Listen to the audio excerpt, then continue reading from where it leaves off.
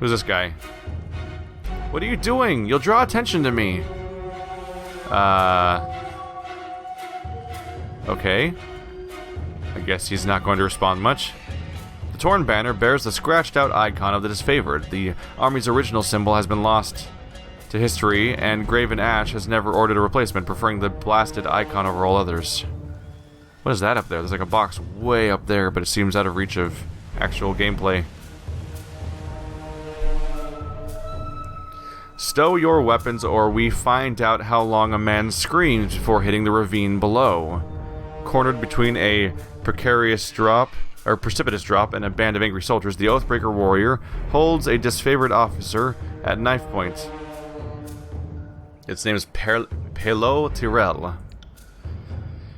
Drastus. Oh!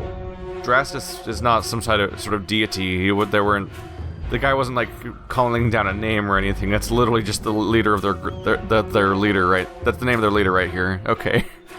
Drastus says, "Skewer him. Worry not for me. Graven Ash will protect." The disfavored officer winces, blood seeping from the seams of his bracer, and curious. Mockingblade says, "You heard the man. He plainly invited you to use that little blade of yours. What are you waiting for? Permission from your pimp?" I get the feeling Mockingblades might just take over his mind and undo this. This blade, with a jerk of his knife, he slices off a clump of Drastus' matted hair. "If you're so eager to see your ally dead, just step closer." Let's see. We can shout at him to release the prisoner so that he can be imprisoned. Or we can just attack him with our amazing athletic skills and see how it turns out. Or we can just attack. Well, I'm gonna use my crazy skill, apparently. Yeah. Lower your weapon, then charge forward and wrest the knife from him. Seems like it worked. We gained favor with the Scarlet Chorus and the disfavored, and we got athletics experience. The Oathbringer cracks a wide smile as you lower your weapon. "That's right. Now the rest of you, drop those weapons." With his attention on the other warriors, you dash forward. He reaches out with a dagger to slay Drastus, but your hand is already on his wrist. With a retching twist, you mangle his hand, dropping the dagger harmlessly to the ground. The disfavored warriors rush forward from either side of you. Tyrell barely manages to strain a gasp before being hacked and impaled upon their swords and spears.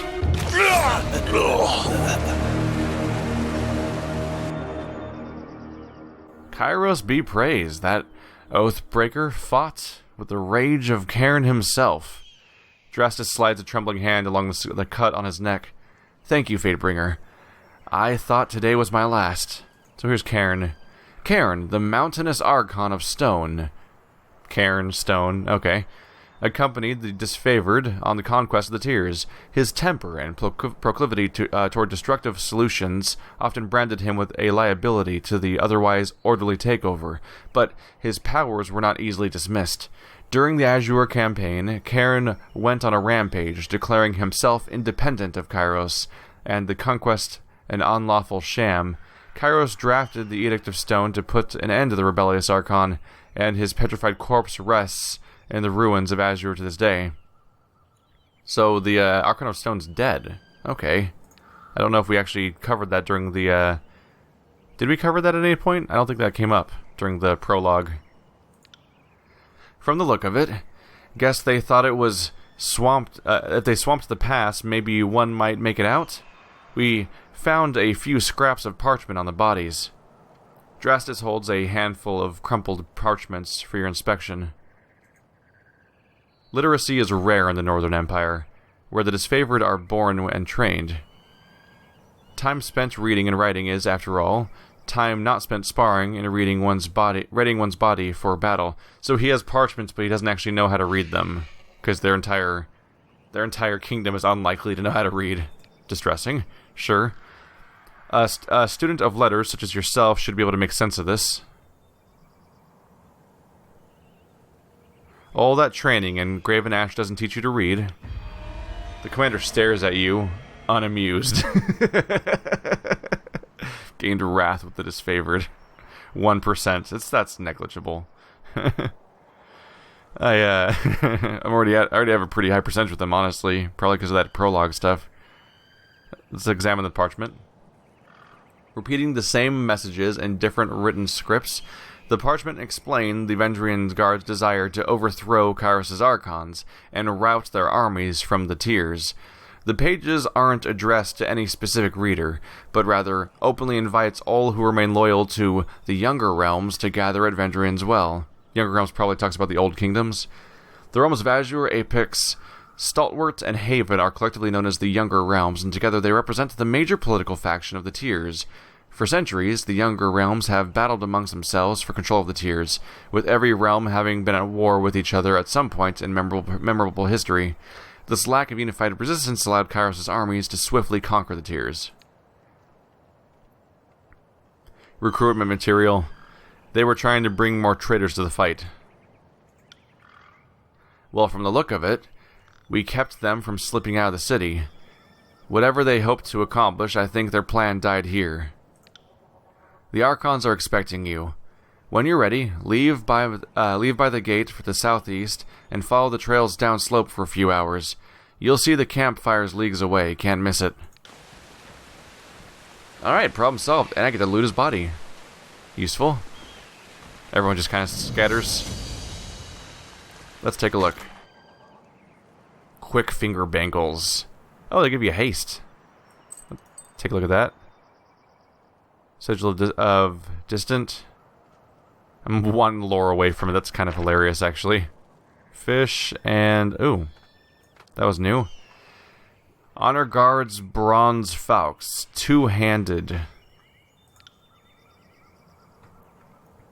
Technically higher DPS than her current weapons, but Red Rivers and Gutseeker give her bonuses to parrying and accuracy, and they enable her two-weapon attack for dual-wielding. So probably not going to use this until I get another character showing up. But cool, crazy curved weapon going on there.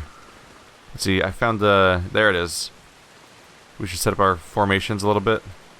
Oh. Custom formations. Sure. Let's get our melee character up front. That makes more sense. Makes more sense than having my character be running around in front as the non-melee character. There's a quest journal. After you receive quests, your journal will update with relevant information. If you get stuck, open it up and look at it. J button. Spell scrolls. You've discovered a scroll that contains image of a sigil of magic. If a member of your party has enough lore skill, they can learn the sigil and use it to craft spells. Oh, you craft them. Okay, if you meet the lore requirement for the scroll, right-click the scroll icon and then click to the learn button at the bottom of the inspection interface. I'm used to scrolls being single-use, but apparently you can physically just pick them up and learn them.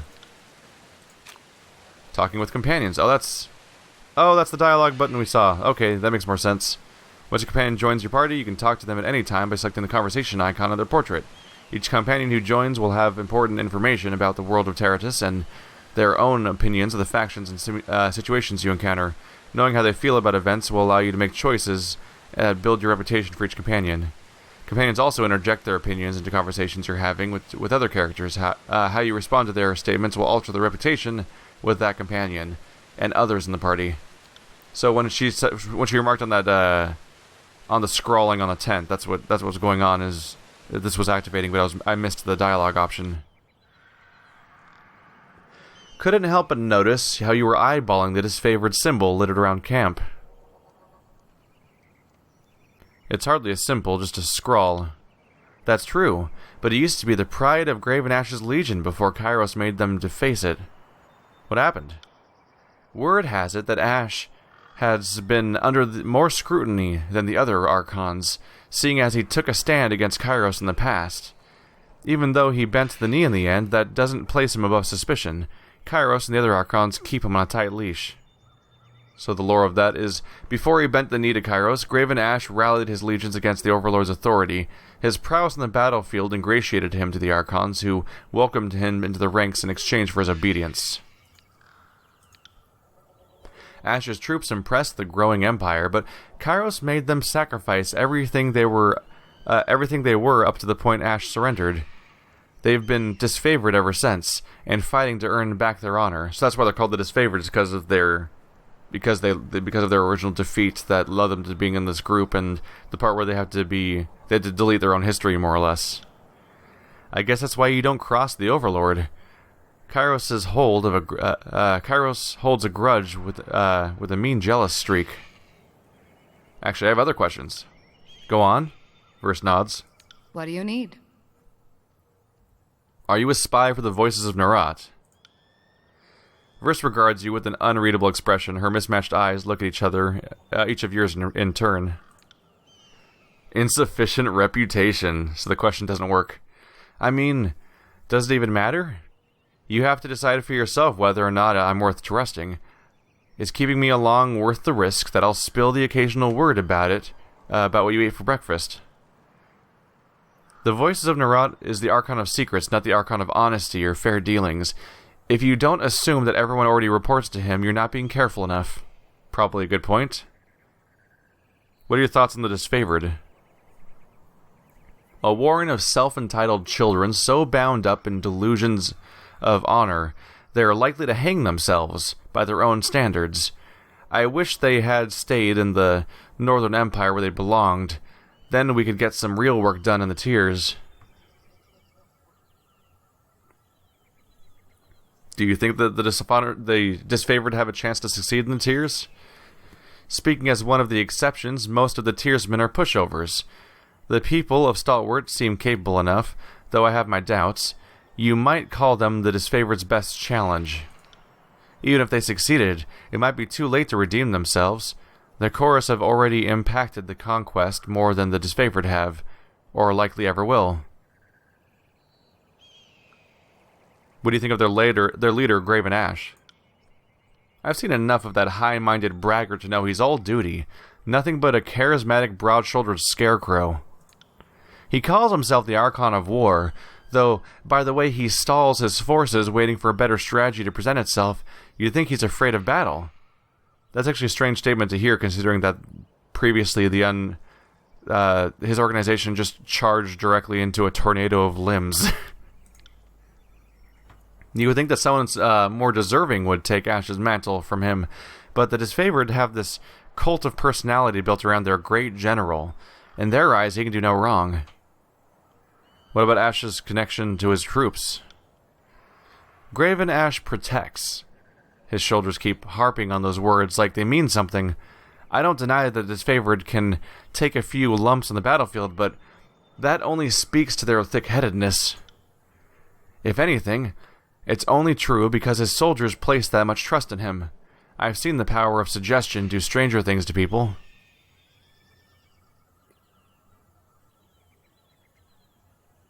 Could that be possible? We're talking about a man who's centuries old and wears glowing armor, you tell me. Who would you see take Ash's place? I would rather let the disfavored sort out among themselves. Graven Ash is this aging figurehead of what should be a constantly changing role. The right soldier needs to grow a pair and kill the old man. Kick his cane out from under him. Remind the Legion what strength looks like. The voices of Nerat changes. He's a multifaceted gem, and the Scarlet Chorus is a reflection of that beauty. If someone could rise up and strike down the voices, any of us would follow them in a heartbeat. I suppose you have a better idea of how to handle the disfavored's forces. Of course I do. First, I stopped babying the troops. Pain is a lesson best learned early. I'd conscript from the locals to bolster the front lines, because why waste your elite on the vanguard? Then I'd leave any misplaced ethics back in the Northern Empire. They're not helping Kairos' campaign anyway, so fuck them. You'd take away everything that makes them strong. You've gained fear with verse. Loyalty and fear, geez. It's a damn fine alternative from where I'm standing. If all that strength couldn't end a siege, what good is it to anyone? Would that be so wrong? The chorus is accountable for itself in ways that the disfavored aren't. Our weak die, and the strong fight to keep their rank. The disfavored promote their waning bloodline, and discipline any soldier with the audacity to show their teeth. Though they never admit it, the disfavored need the chorus to show them the way. Back to previous questions. I'm always weird when back to previous questions is a dialogue option, by the way. I think it always should be in brackets. and you should it should just like be in brackets and you skip back and you pick a new question, because it always feels really like, I would like to ask another question. Yes, you may ask another question. Always feels like a really weird exchange that like changing tiers of a dialogue tree doesn't seem like it needs to be acknowledged by the game's dialogue itself. It always feels weird in each game, and it's in like every game. What are your thoughts on their battle strategies? They've really got something with that phalanx maneuver, a formation built on holding still, moving slowly, and hoping that no one slips in the mud. At best, the disfavored are tired of using the same tactic over and over again. At worst, the enemy knows what to expect out of them. Scarlet Furies are dancers. We hear the music of battle and organize ourselves into works of killing art. Every fight is as hot and passionate as the last, with no room for stale routine. It's a decent point. The disfavored are disciplined, as far as we've been able to tell, but if they're using the same methods in each fight, then people are going to learn how to counter them if they survive long enough, I suppose. Maybe we'll leave off some questions for a little longer. Yeah, let's go ahead and talk later. Sort of pace this out over time, since there's that's a deep well that we can dive into. Look at this guy. The Archon demands all prisoners be given a chance to serve the chorus. Oh, they're having a back and forth here. These lying whores spawn had their chance long ago. I say kill them. So the two factions are arguing about what to do with the prisoner, basically. The prisoner says his name is Tarkus Deimos. Oh, it's the guy we took down. Drastus lets out a long sigh, tapping his gauntleted finger on to his temple. Then I don't think this is a complicated matter. He dies. His family has been a driving force in the Vendrian Guard. Killing him should demoralize whatever's left of the Tarkus clan. All must be given a chance to find absolution and service to the Scarlet Chorus. The mage points to a finger at the disfavored officer. And you know full well this has always been our way. He has a chance to be slave or soldier, only then do we feed him to the pigs. In this context, I would give... I don't really have a specific reason to side with one person's ideology over the other in this case, but more than anything, Mocking Blaze's group is the one that actually captured the dude. Actually captured them and fought our way through. Like, I'm here as a neutral party. Mocking Blaze, the Scarlet Chorus is everywhere here. But the actual fight where the guy was conquered had like one disfavored in it. Actually, not even that. Drastus was captured already at that point. I feel like the Scarlet Chorus controls the situation. We let you take prisoners, but you can't control them. You send these conscripts out on patrol and they never return, defecting all over again. I can't let this nonsense strategy continue. Unfortunately, it's not necessarily your place as the other army to choose how their army works, and it's like that's up to our leaders, and the leaders seem to be okay with how the Scarlet Chorus works, or they would have done something by now. Well, I insist this Oathbreaker be taken to the voices of Nerat, leaving us at an impasse. Fortunately, we have a Fatebinder here to settle the battle for us. I'm going to say Fatebringer so many times over the course of this playthrough, because it's natural to say Fatebringer. The chance returns to you, an expectant smile creeping across her face. So, what say you? What should become of this prisoner? What's our current reputation, by the way? 6% favor, 48 and 1. Yeah, because I did a lot of stuff for them early on. These people aren't really pleased with me, but I already explained why the Scarlet Chorus probably is in the right here. The chorus should be allowed its chance to recruit new warriors. Yep, favor with Scarlet Chorus, wrath with disfavored. How much wrath? 21! That's a decent chunk. All that prologue wasn't that much of a head start. This is the sort of nonsense that got us into this mess we're in now. If we keep showing these mongrels mercy, they'll bite us time and time again. Well, that's also the choice of Kairos, though. To not be wiping out each individual... Like, our leader could just wipe everyone off the map. Like, if he wants them to be subservient, then that's the goal here. If it will calm your nerves, I assure you, this one won't be put on the battlefield. The mage snaps her fingers loudly, gesturing for her gang to listen. Make sure the prisoner is taken straight to the voices of Nerat. I won't keep you here any longer, Fatebinder. I know you have important business in the valley. Drastus salutes you, his iron gauntlet wrapping against his breastplate. For the glory of Kairos.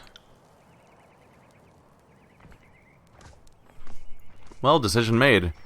Things are surprisingly peaceful around here, and no one tried to stab me for not agreeing with them yet.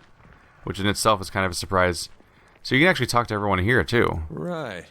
Here's that random side person we saw that was hiding. Fatebinder, what an honor to have one of Tudon's court visit our humble holdfast. Need supplies? Bursting with energy, the merchant slams her palm down on the top of the crate. If so, you've come to the right place. So, what will it be today? She spreads out a welcoming arm over her wares. I've trusted you've been granted proper stewardship of the goods you are peddling.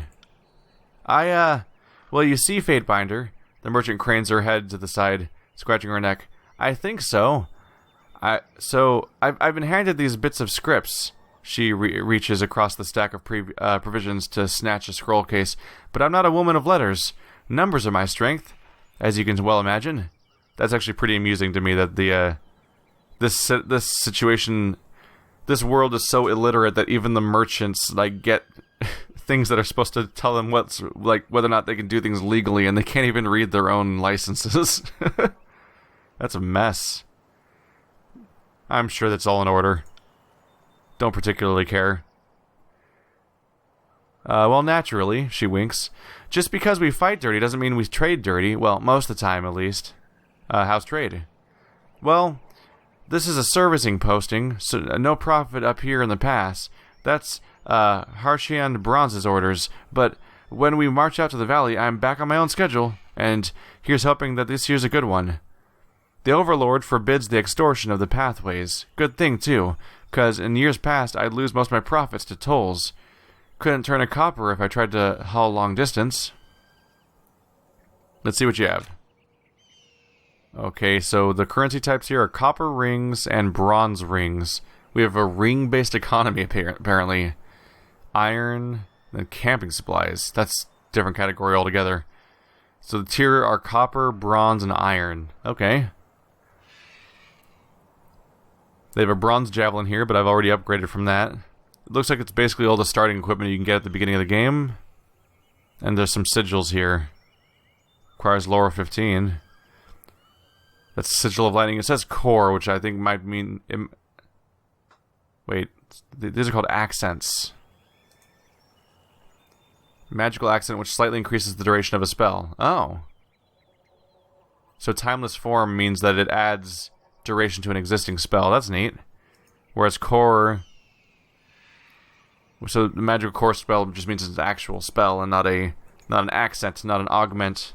Okay, that's a tiering system to keep track of. I don't think we're going to have much use for this guy, though. Unless I want to sell things. Let's meet our leaders here. Nope. We sing the Anthem of Pain. So these two probably don't have dialogue here. You have my thanks, Fatebringer, or Fatebinder. I must attend to the rest of my soldiers. Have I leveled up yet, by the way? Do level ups exist? I don't think they exist, actually. I don't think you have levels in this game. Just slowly increasing stats. Nope, there it is. So we're 2/3 of the way to our level. Let's press forward. Nothing's particularly interactive around here. So I will just throw down a save real quick, and we'll head out this gate. It's a split watch, huh? Your arrival pleases our master. Hail Kairos. So how do we leave? This guy right here? Yep. So they have little icons just like before. The disfavored camp is straight below. Look at that. Look at this pillar, by the way. That thing looks insanely huge. So to look at this really quick. This fort was constructed shortly after routing rebels along the valley's western edge. The Archon, Graven Ash, directs all disfavored efforts from this location. This will take us 3 hours. I wonder if time is going to be an element in this game or not.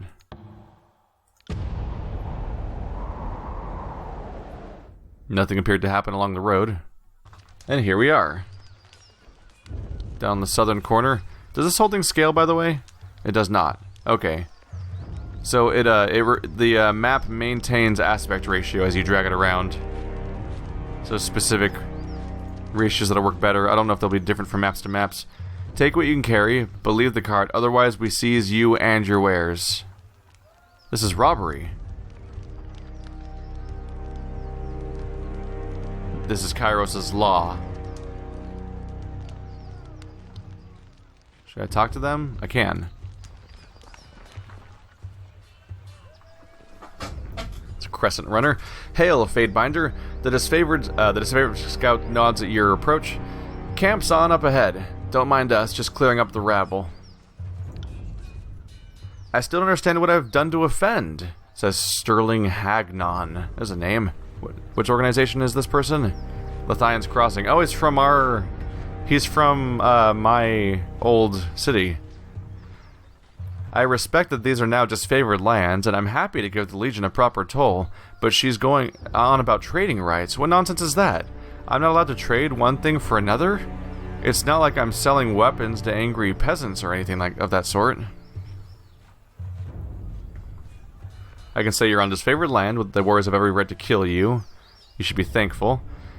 I can say the Overlord regulates all trade. If you lack the proper permits, your goods are forfeit. Or this is none of my concern. I probably shouldn't...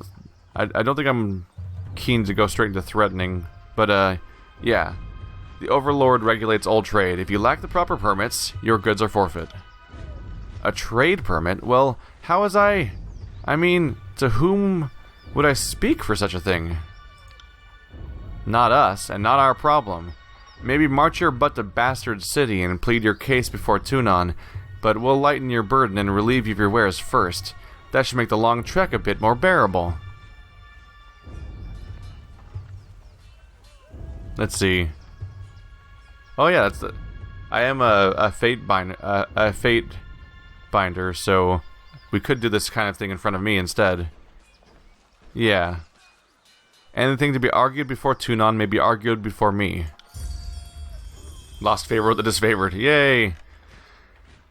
What's there to discuss? We should kill this mongrel, and...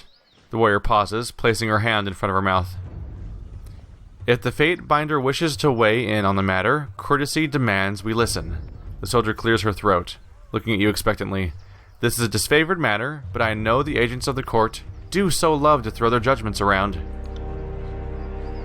Whoa, that's a lot of things I don't qualify for. I also thought I disabled those, did I not? Oops, I forget sometimes that if you scroll up, you'll scroll up to the entire conversation. Well, you can rob me now and have my supplies today, the merchant grabs a flask from his cart, or you can leave me alive and have a fermented honey all year long. I even know a few family recipes for painkillers and healing draughts. Certainly, any army will need those. He uncorks a small ceramic vial, and the aroma of cloves and lanolin assaults your nose. It's not a terrible point. If he's useful, then it doesn't make sense. It doesn't make sense to just stop him like this. That says, do we even know if it's even a good recipe or not? Like the fact that lore pops up, for example. Like could I find out that it's actually just alcohol? It's like he's lying to us. Let's see. So the neutral options that you have without any skills are, these are essential goods for the war effort, we should leave the supplier intact, or if the disfavored have reason to question these items, I shall trust their judgment. But because I'm a lawbreaker, I can say, you have a lot of perishable goods, but no hauling crew. You're just a battlefield looter. Oh, that's actually clever. Yeah, that's a great point. It's like, that's part of how I got recruited in the first place. The lawbreaker backstory is based on this concept of like, oh yeah, making Fatebinders out of lawbreakers means that you're recruiting people who know that they know the trade, or the lack thereof. The merchant tenses up, his face flushing red. I don't know what you're getting at. Oh, I think I caught him. So I can either pick him by the collar and threaten him, or say to the disfavored, rough him up or kill him. No, let's just go with athletics now. How stupid do you think I am? Slow down! I'll tell you everything, just don't hurt me. I found most everything out in the forest of the valley. I'd keep my head low when I heard shouts of combat, then I'd take a look and grab whatever wasn't claimed by the first victors. So then you stole from the dishonored, the disfavored dead? How else did you get your hands on that iron? The scout points to the merchant's cart. You would have come here to sell us our own armaments. If anything has an owner, I will return it, but this iron would have turned to rust if I left it in the mud of the battlefield. The disfavored are few in number, is that not right? You need a man like me to gather up supplies that would otherwise go to waste. I wonder if they could try to incorporate him into their force by having somebody who gathers up important supplies that could be left in the battlefield. But otherwise, yeah, he is stealing a limited supply of things from an elite army, and that's not a good move. You can say you may trade freely, you can say they will tolerate your presence, but you will pay them handsomely for such charity. Oh. Or you can say leave the cart as a gift, and then never come back. Or you can kill him. So none of these options are really about not quite the compromise I talked about. You can have him trade freely, but that infers that there's no punishment or special deal. Whereas the solution I would think of is maybe you could hire him to do this service of specifically gathering abandoned materials, but instead he's just selling them. That means setting his own prices and doing things like that, and that seems not what we're going for here. I can tell him to pay them, which is pretty amusing. Now I'm just going to get rid of the looter. Leave this card as a gift to Graven Ash, then leave and never come back. You gain favor that is favored. Thank you, Fatebinder. I know others of your ilk would gleefully meddle in our affairs at every opportunity. The soldier turns her attention to the merchant. I hereby reclaim these trappings of the Overlord for use to the disfavored. If you want to live, take 2 steps to your left and don't move a muscle. That's very specific instructions. Almost distressingly specific instructions. Yeah, that is. I am amused by the fact that I'm like, oh, maybe there's a reasonable thing to do here, and then almost immediately, I uncover him as being a thief. I'm like, oh, well, he's not even a traitor. So much for that pretense. The peddler shakes his head with a scowl and steps aside, as directed, spitting towards his own cart. Hagnon mutters a half-garbled curse before placing his hands up in submission. That didn't work out for him at all. Oh, everyone's just gone now? Even and the cart's still here? Strange. Slow down a moment. I know we're both eager to watch the Archons bicker over tactics like a pair of magpies, but I need to ask you something first. What's that? The voices of Narat told me that you've come as a mediator. Considering the source, well, I can't help but feel I'm only hearing half the story, so let's have it out. What's so special about you? I can say that I'm here to deliver an edict. There's a few skills I can't do.